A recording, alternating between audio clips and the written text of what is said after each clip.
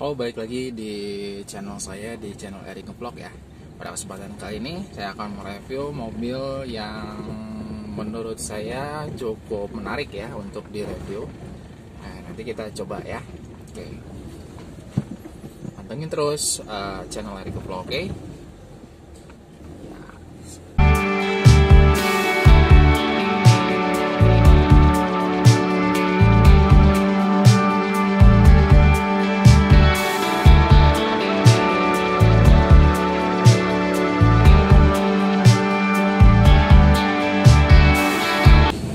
Oke, yang pertama saya akan review adalah suspensinya ya.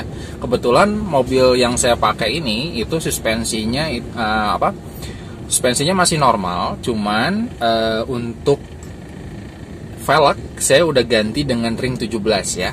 Oke, dengan velg ring 17. Nanti kalian bisa cek ya velg yang akan saya gunakan.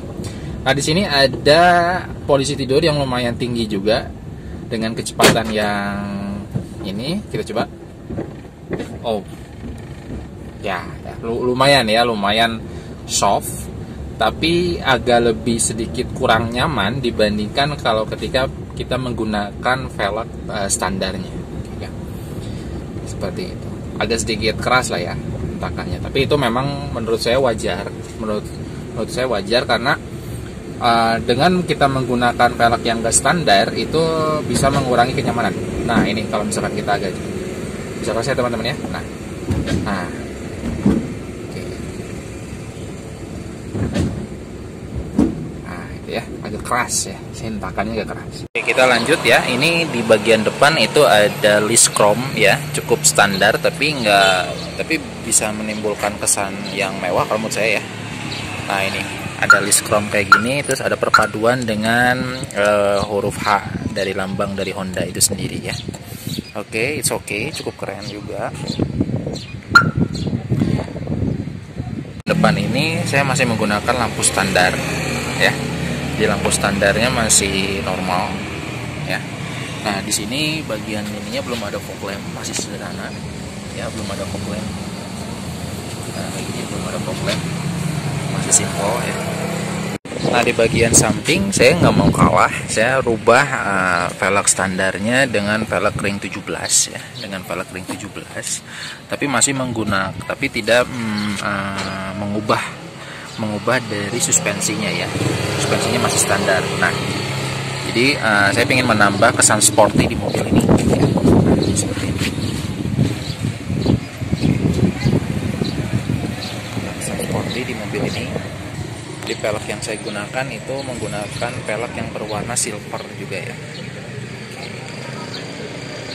Untuk bagian belakang ini sama dengan bagian depan ya. Itu diberi dengan list chrome juga ya. Dengan ada lambang H di sini ya. Itu juga jadi malah menimbulkan kesan yang cukup mewah juga pada mobil ini.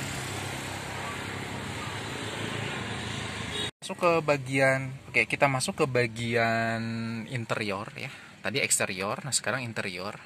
Di interior kita coba mulai dari setir dulu. Nah ya, setir dulu. Nah, di mobil ini menggunakan setir yang masih standar ya, belum dirubah-rubah. Terus di sininya karena ini menggunakan mobil manual ya. Ini mobil manual, itu setirnya itu.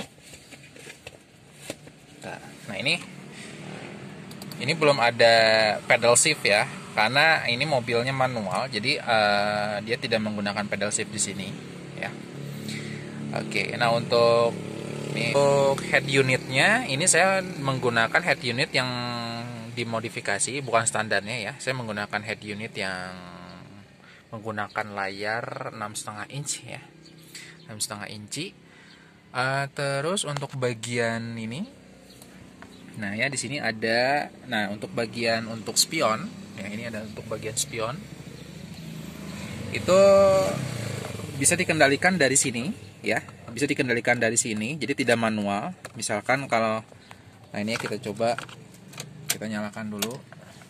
Nah, ini bisa kita gunakan misalkan kita mau merubah posisi spion yang sebelah kanan. Nah, itu nanti kita klik saja ke kanan, kita geser. Nah, langsung mirrornya kita atur-atur kiri atau kanan ya. Nanti misalkan gini, ke kiri, ke kanan itu ya. Nah, itu bisa dirubah-rubah ya. Ini cukup memudahkan kita dalam berkendara ya. Oke, kalau misalkan kita udah selesai, kita kembalikan lagi ke tengah ya. Begitu juga dengan yang bagian kiri.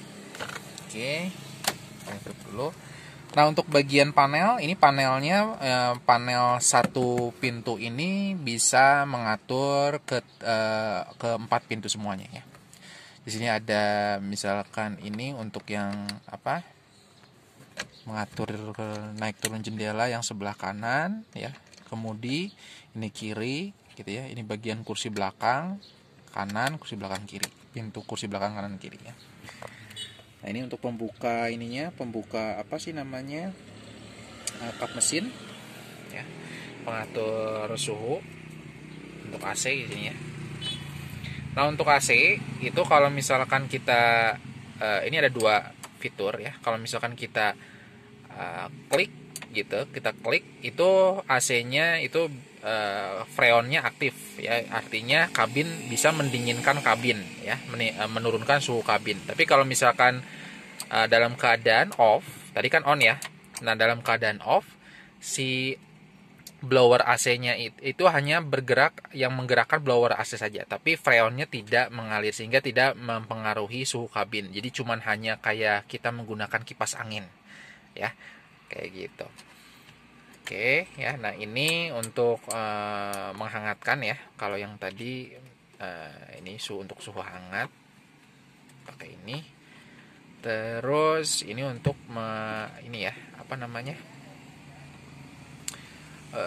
posisi kipasnya ya. Kalau ini posisi kipasnya dia untuk seluruh kabin ya sampai sini. Nah, tapi kalau misalkan ini untuk dari kipas yang bawahnya aja ya. Oke, untuk yang lainnya kursi bagian depannya cukup ini udah dilapisi dengan kulit ya, jok kulitnya udah dilapisi. Jadi bukan yang standarnya lagi. Standarnya itu kalau misalkan dibuka itu bentuknya kayak kain ya, kain. Kalau ini udah pakai kulit kayak gitu. Nah, ini untuk posisi kemudi juga Nah, ini untuk posisi maju mundur kursi atau naik turun itu bisa diatur lewat sini ya. Bisa diatur lewat sini. Ya, misalkan kalau ini untuk mengatur rebah tingginya, nah ini rebah ya. Nah, kalau ini bisa kita bisa atur rebahnya ya, atau bisa. Terus kalau ini untuk naik tinggi ya, tinggi kursi. Nah, ini kalau misalkan kursinya terlalu rendah bisa tinggiin, tapi kalau terlalu tinggi nanti ini bisa dikebawahin ya. Nah, gitu. Nah, ini untuk maju mundurnya kita bisa cek di sini ya. Nanti ada tombol sini. Nah, kita bisa atur bisa maju, bisa mundur ya. Nah, ini untuk bagian kursi belakang. Ini cukup nyaman nih kalau menurut saya.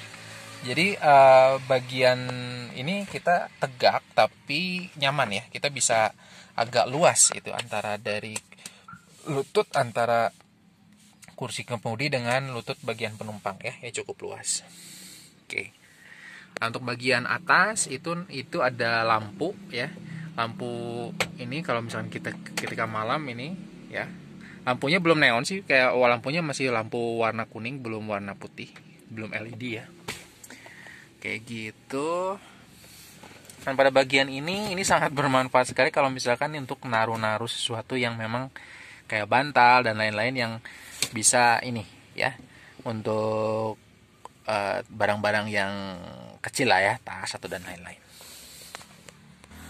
Nah, ini untuk kursi ini, karena ini kursi ini bisa nyimpan sesuatu, makanan atau misalkan untuk perjalanan jauh, ini bisa kita pakai ini ya.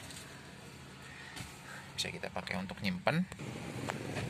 Nah, kita lanjut ke bagian bagasi ya. Di bagasi ini kalau untuk menurut saya ini cukup luas banget ya. Ya, di bagasi ini. Ini saya telah menggunakan ditaruh kardus kalau misalkan kita membawa sesuatu yang cair ya, bersifat cair itu.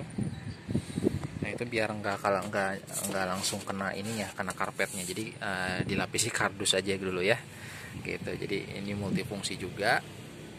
Ini sangat luas sekali ya. Ini bisa menampung banyak sekali barang Ini sangat membantu sekali saya kalau misalkan saya membawa barang yang cukup banyak, apalagi kalau misalkan kita lagi mudik gitu ya, kan suka bawa barang-barang yang banyak. Ini sangat bermanfaat sekali ya. Kayak gini. Nah, sekarang kita coba nyalain mesinnya. Kita coba nyalain mesinnya ya. Nah, kita coba nyalain mesinnya.